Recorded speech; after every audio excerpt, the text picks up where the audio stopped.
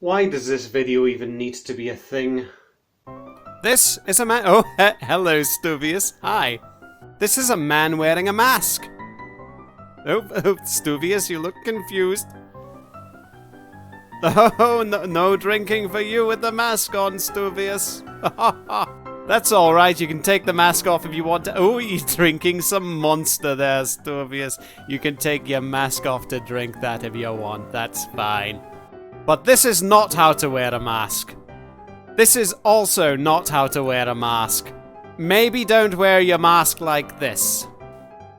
Definitely don't wear it like that. Oh, Stuvius, you can't see where you're going. Oh no, it's all going to go Pete Tong. Oh, bye. And in all honesty, wearing your mask like that probably isn't going to help you. Ladies and gentlemen, this is the good and proper way that you really should be wearing your mask.